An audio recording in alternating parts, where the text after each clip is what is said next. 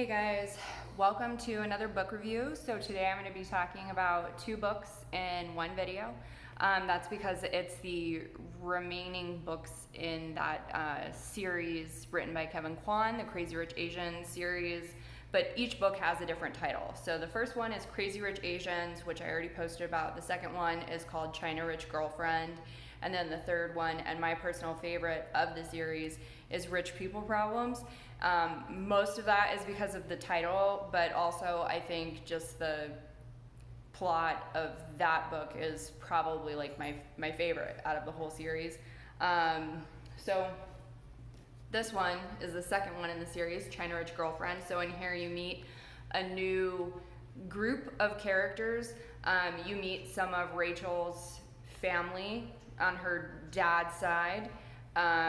So it's interesting to learn about that family dynamic, learn about that family. There is a character that's introduced by the name of Colette, and she becomes very important going forward, not just in this book, but also in the third book as well. She's in there a little bit. But Colette really shines in the second one in terms of plot, right? So it's definitely interesting just to see the dynamic.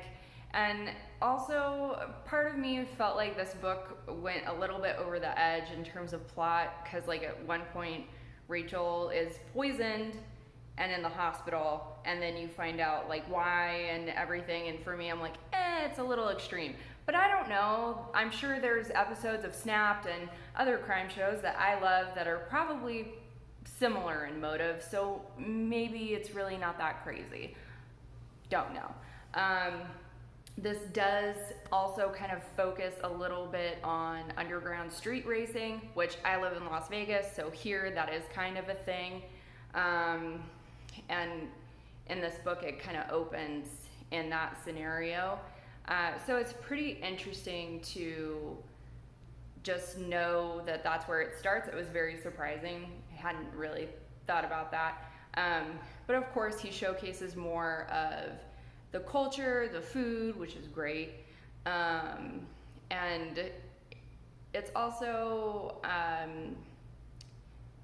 fun because you learn more about Astrid and her relationship and her marriage. So again, I really wonder how they're going to portray this in the sequel, if they're really going to try and stick to the book, or are they going to depart from what Kwan wrote. I really am not sure.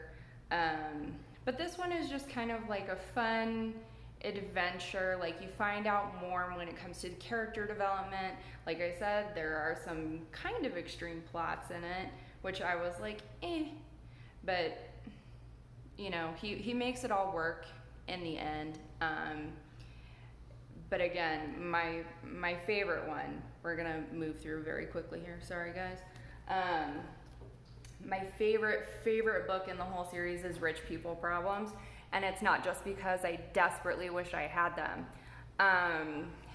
This one focuses on Nick's grandma a lot more, and you learn a lot about her life and what she went through, you know, just her coming of age, like in a time of war and all of that. So for me, since I'm a history nerd, I love stuff like that, and I cannot reiterate more. If you're curious about some part of your family, you have questions for grandma and grandpa, your parents even, just ask them.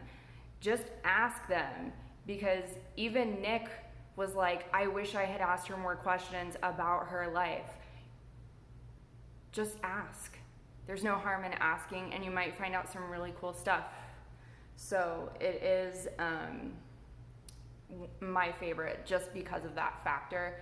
And I thought the way Kwan wrote about the grandmother's life and her parents and her, you know, just all of that was just very, very, very enlightening, right? Because we don't over here in the West and like in America, we don't learn a lot about what happened in Asian countries during like World War II. We just aren't really taught a lot about that, so it's got little tidbits of that in here too, which is again pretty cool. I really also enjoy, again, just the different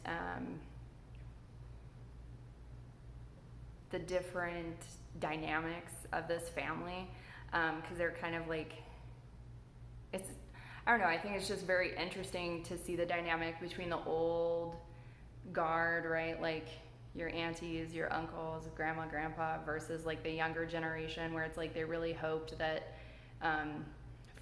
like we would carry on some of their traditions in a way, and then when we don't want to, they get a little like miffed about it.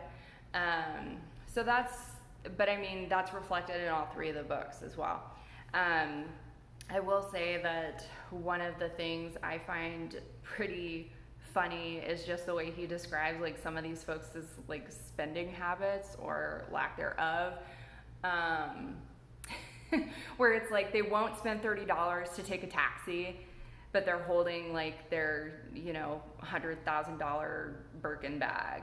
So it's very, I love it, because there is that kind of stereotype that like rich people are cheap, and that's how they keep a handle of all their money, and it's very reinforced in this book, and I find that funny, which I'm sure is the whole point, right?